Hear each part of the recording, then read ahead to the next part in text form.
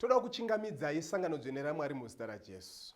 Tinofara zvikuru kuti musangano wedu uri kuenderera mberi, uye tine mufaro mukuru wekuti Mwari vari kutiropafadza nenzira dzakasiyana-siyana, tiri munzvimbo dzakasiyana-siyana, asi tichisanganidzwa mukati memhepo kuburikidza nenyasha dzaMwari.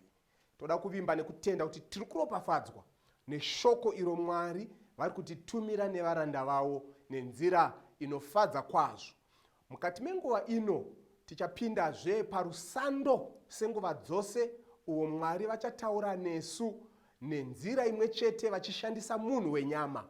Pastor Chiriga ndiye mutauri wedu parusando huno. Mwari vachataura nesu kuburikidza nemuranda wavo munamata wangu nemunamato wenyu pamwe chete neni, kuti tese tiropafadzwe neshoko iro Mwari vatitumira mukati menguva dzino. Ngatidzorei hope tinamate pamwe chete kuti Mwari vatiropafadze parusando huno. Mwari Baba vari kumusoro kudenga, toda kumutendai.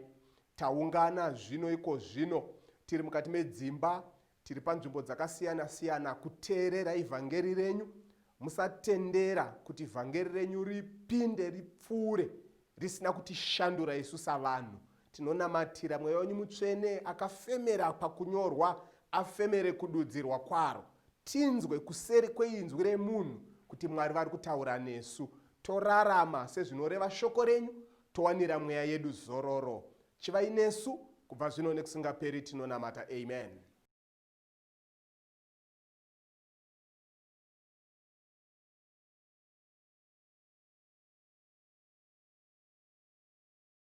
Tiri kuchingamidzai zvekare panguva yerusando, apo tiri kuenda mberi nekudzidza shoko raMwari pamutambo wamatumba.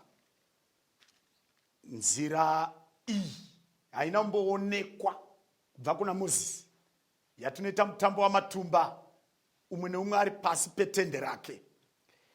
Nhasi pazuva ranhasi tine imwe nyaya yakanaka yamunoita zvakanaka kana muchiiteerera.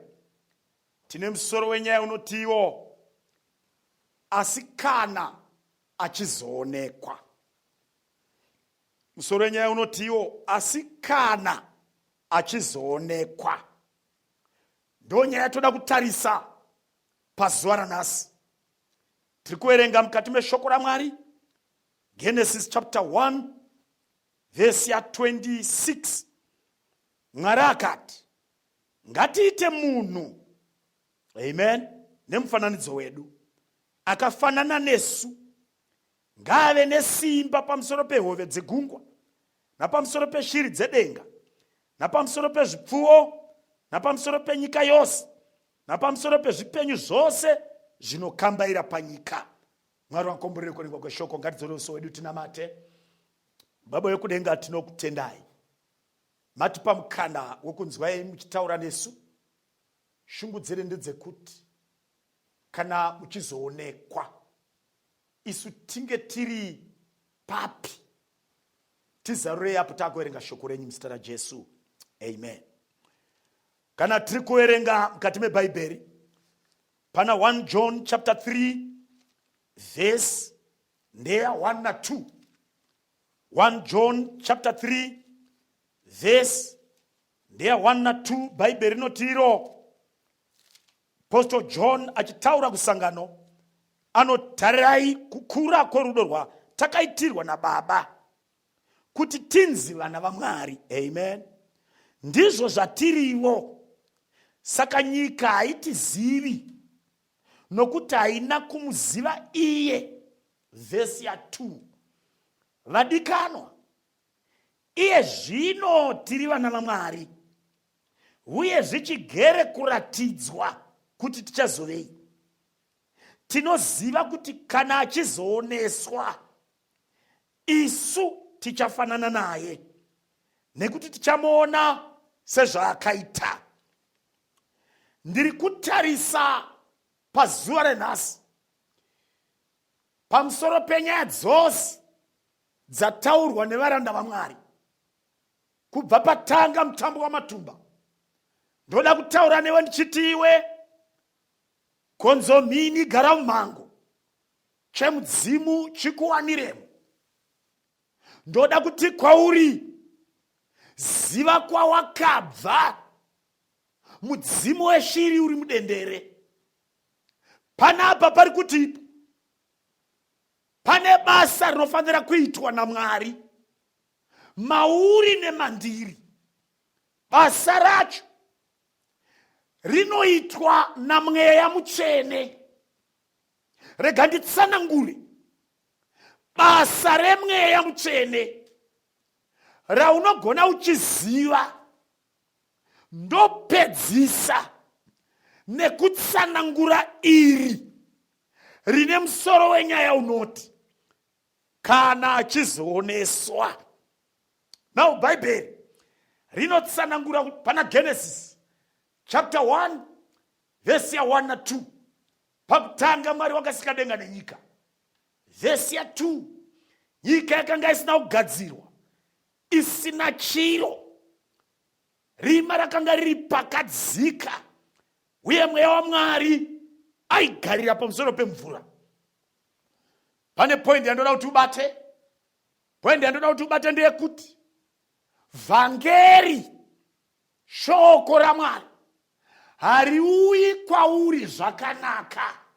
No. Pese parinouya pane paine zvakabhenda. Rinogona kuuya mari uinayo asi wakanyura muzviri. Nyika ino payakasikwa zvazvisiri right. Bhaibheri kuti iro nyika yakanga isina kugadzikwa. Chirungu chinoti yanga iri shapeless, yanga isina shape. Ndo zvairepo zvonzi paive pakadzika. Chirungu chinoti void, pasina chinhu.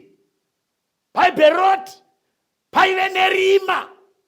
Pese panosvika vhangeri rinokuwana uri spiritually shapeless, uri void, usina chiro, rima rakakufukidza. Zvonzi chega chinenge chiripo Mweya waMwari.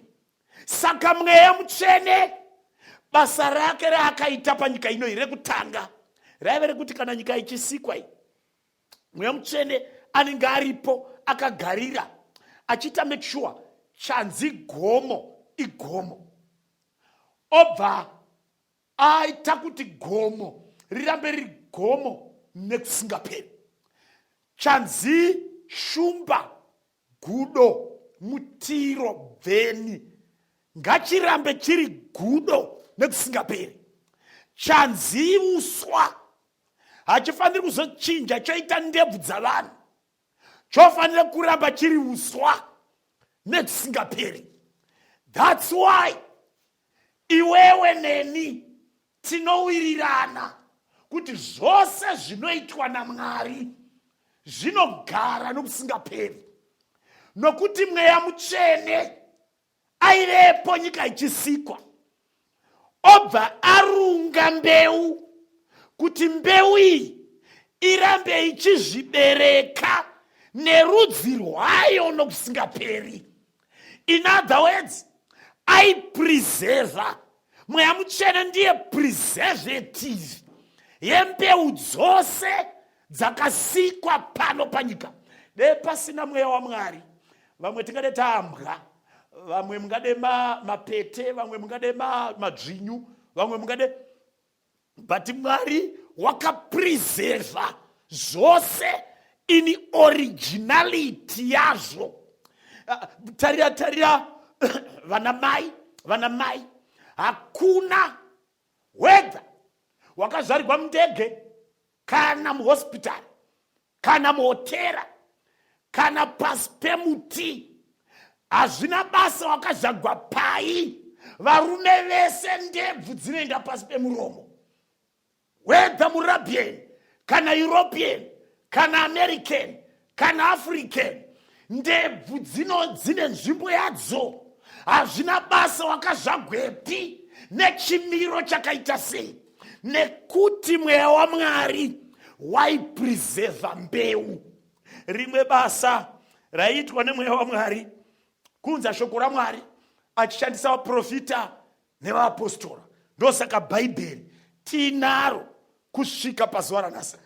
Pane vanhu vakatraya kuribvarura, vamwe vakaripisa, vamwe vakariita zvese zvingaitwa, asi shoko raMwari rasvika kwauri nerurimi rwamai vako, because mweya waMwari ibasa rake kupreserva zvinhu in originality. Nobva panapa patipo verse 26 yaGenesis, ngatite munhu nemufananidzo wedu. Nobva 1 John chapter 3 kwekupedzisira kwebhaibheri kwati tinozviziva iye nhasi kuti tiri vana vaMwari. Hazvina basa kuti uri wedzidza ripi, uri wechechi ipi, uri munhu akaita sei. Zvandinoziva ndezvekuti uri mwana waMwari. That's all what I know. Asi vhesi yataura kuti tiri vana vaMwari inoti zvichigere kuratidzwa kuti tichazovei. Asi chatinoziva ndechekuti musi waanouya chibwe chitedza, iye mwanakomana wamazvigona Jesu musi wachauya, hanzi isu tinenge takafanana naye. Kutera kuti between now nekuuya kwaJesu pane basa rofanira kuitwa muvanhu vari vana vaMwari kuti vafanane naJesu Kristu. Now ukatarisa pfungwa iri kuumbiwa nebhaibheri ndeyekuti munhu akasikwa aine mufananidzo waMwari. Kwekutanga bhaibheri richiti ratanga rinotipa munhu akafanana naMwari. Kwekupedzisira richinzi bhaibheri raakuvhara rinopedzisira richitaura kuti vanhu vachavingwa naKristu vanhu vane mufananidzo waKristu. In other words, project yebhaibheri kugadzira vanhu vakafanana naJesu Kristu ndo project yebhaibheri. Kana tichiti bhaibheri raita basa raro pandiri, pana museamwa kana nyamuziwa, kana pana gono, kana pana soko, bhaibheri rinenge ragadzira munhu akafanana naJesu Kristu. Teerera munhu waMwari, nyaya ndaidai, nyaya yakanaka yega. Ndiverenge rugwaro ruri kuna vaRoma. Varoma chapter 8 verse ya 19 inoti, nokuti zvisikwa zvinotarisisa zvikuru zvichimirira kuratidzwa kwavanakomana vaMwari. That's verse 19. Wakumana nyaya yakanaka iyi. Verse ya 20, nokuti zvisikwa zvakaiswa pasi pezvinhu zvisingagari, izvo zvisingadi hazvo, asi nokuda kwaiye wakazviisa pasi pazvo. Verse ya 21, zvichitarira kuti zvisikwa zvimene zvisunungurwevo pauranda bwokuora, zviiswe pakusunungurwa kwokubwinya kwavana vaMwari. Mwari wakakomboregoringwa kweshoko. Bhaibheri riri kuti panapa zvisikwa, mhuka dzose, miti, uswa zvinobhururuka, hanzi zvinhu izvi bhaibheri riri kuti hapana chakatadza. Ende ndoidi uswa haunambotadza pana Genesis chapter 3, hahusi panyaya yacho. Ndatarisa ndikaona kuti mhuka hadzisi panyaya yacho. Ndikatarisa zvirimwa ndikaona kuti hazvisi paprogramu yekutadza kwaAdhamu naEvha. Izvo hazvipo izvi. Asi bhaibheri riri kuti zvisina hazvo kutadza, zvakaiswa pasi pezvinhu zvisingagari nekusingaperi, izvo zvisingadi hazvo, asi nekuda kwaiye akazviisa ipapo kuti zvimirire kuratidzwa kwavana vaMwari. Kuti kana vana vaMwari varatidzwa, zvisikwa zvimene zvisunungurwe pamuviri wokuora. Vakomana, nyaya yakanaka maningi. Bhaibheri riri kuti iro, shoko raMwari riri kuti Mwari ane basa rinokosha zvekuti it's better kuti dhongi mheri, dhongi rambuya rizvare richigomera, zvichibatsira kuti munhu afanane naKristu. Teerera munhu waMwari, bhaibheri riri kuti zvisikwa zvese zviri kukopareta naMwari pakubatsira munhu kuponeswa. Ndozviri kutaurwa nebhaibheri bana. Saka noza ndichitarisa nyaya ndiri kuona zvisikwa zvakandipoteredza mumba nezviri panze. That's why nyati Buffalo Soldier ichitenda kubaiwa jekiseni yopingudzwa yoiswa joku yorima.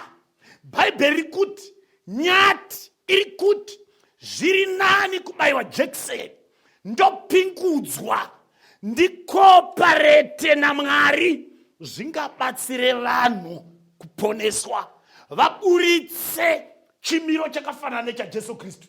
Ndiri kutarisa mapete ari mumba menyu nemasvosve.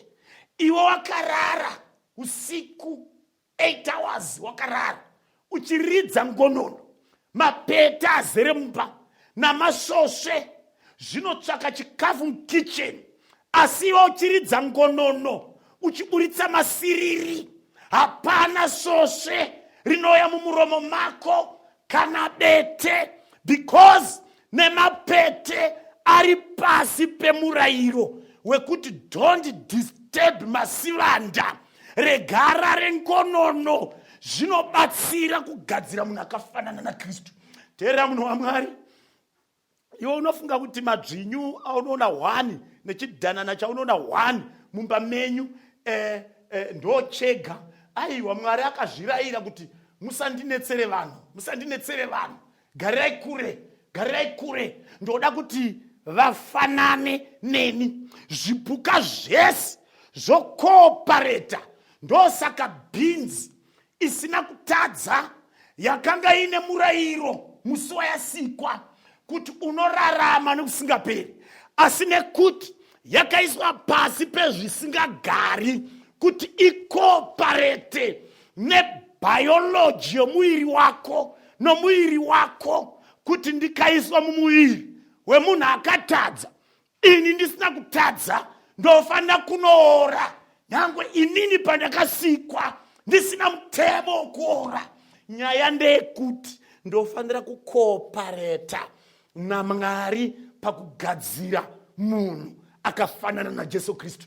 Saka basa iri rinonzi reMweya Mutsvene, zvese zvakakupoteredza, zvapupu, chapupu chebasa raMwari, dzingava hembe dziri kukwana dzaifanira kuramba, waifanira kuti ukaipfeka yoti handidi.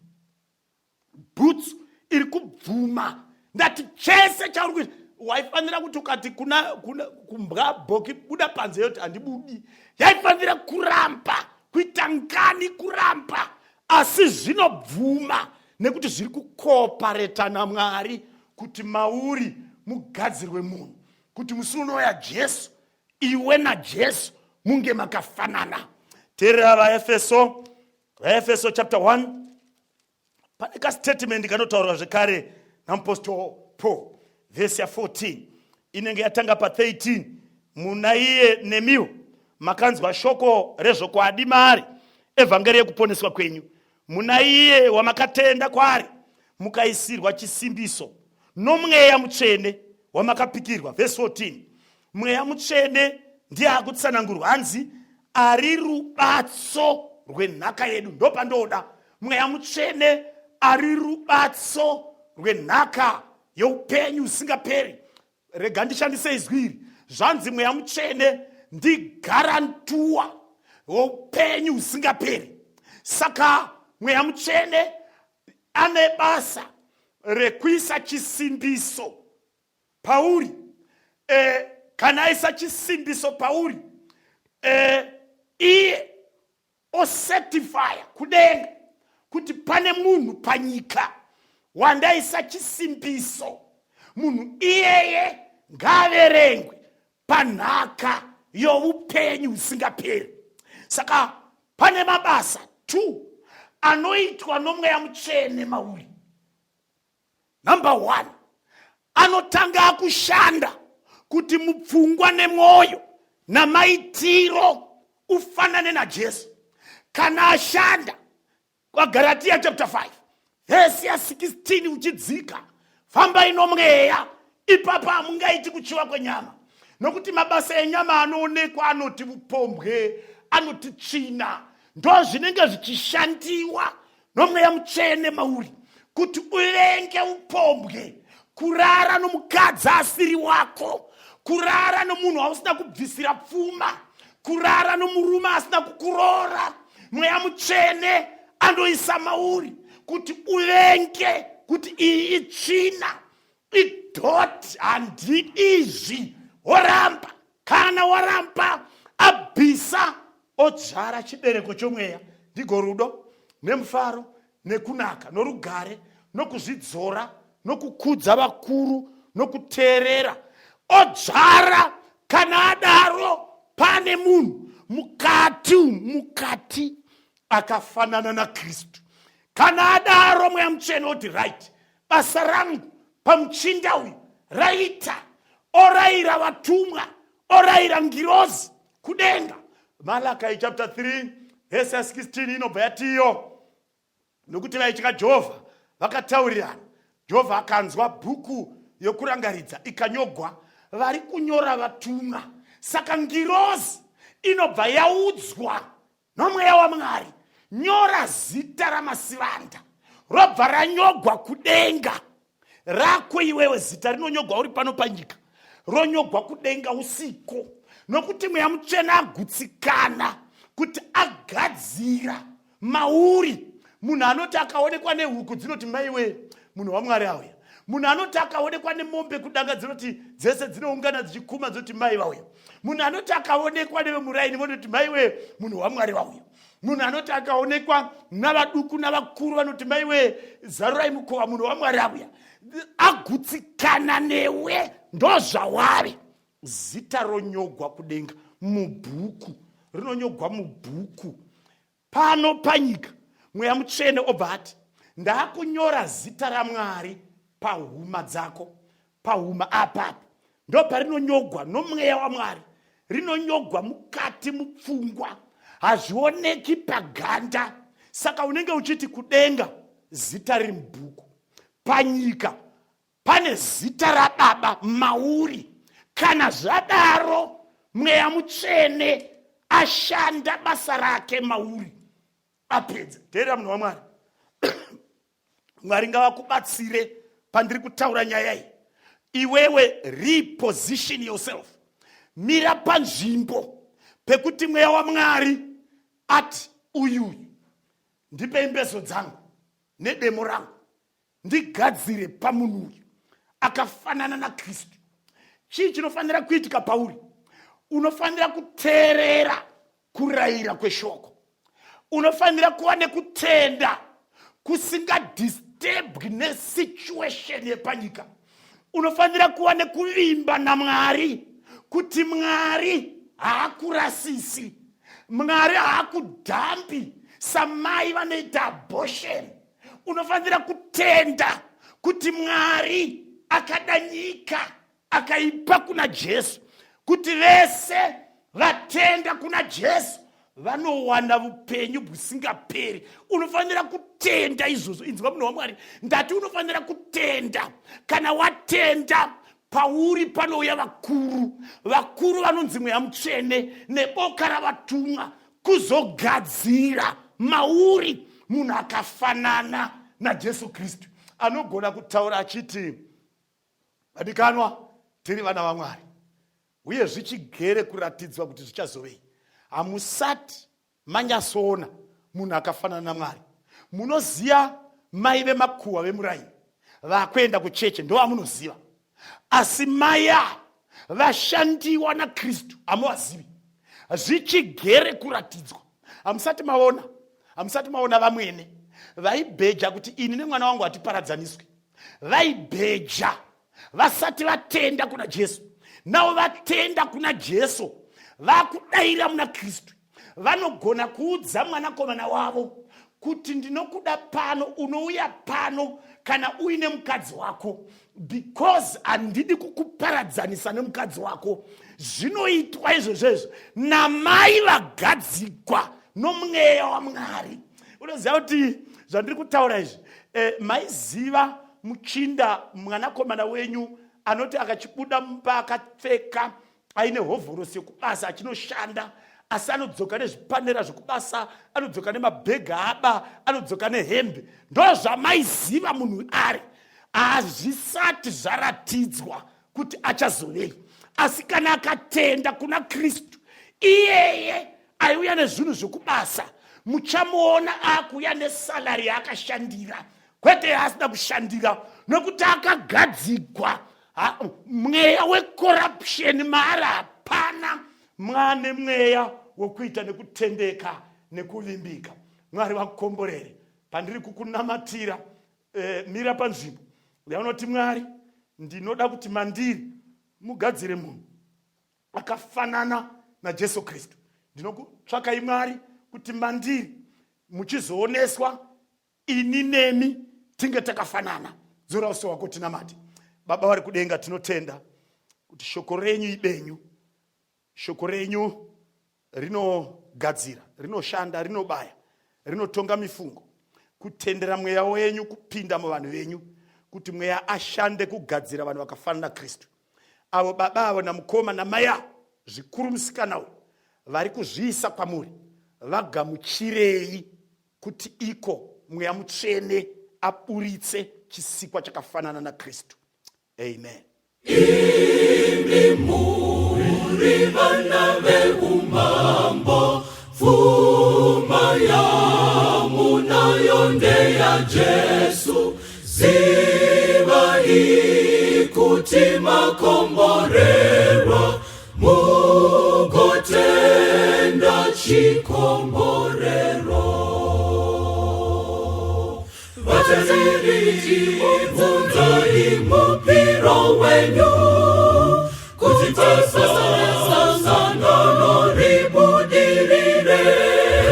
Vateereri, bvunzai mupiro wenyu, mune chikomborero chedenga. Jesu amirira chipo chako, kuona kuti unotendawo, kuti wapiwa chikomborero, chipirano moyo muchena. Vateereri, bvunzai mupiro wenyu, kuti basa sangano ribudirire. Vateereri, bvunzai mupiro wenyu, mune chikomborero chedenga. Jesu anodisa vatariri, vanokoshesa basa rake. Chavanowana havachengeti, vanofunga basa redenga. Vateereri, bvunzai mupiro wenyu, kuti basa sangano ribudirire. Vateereri, bvunzai mupiro wenyu, mune chikomborero chedenga. Vateereri, bvunzai mupiro wenyu, kuti basa sangano ribudirire. Vateereri, bvunzai mupiro wenyu, mune chikomborero chedenga.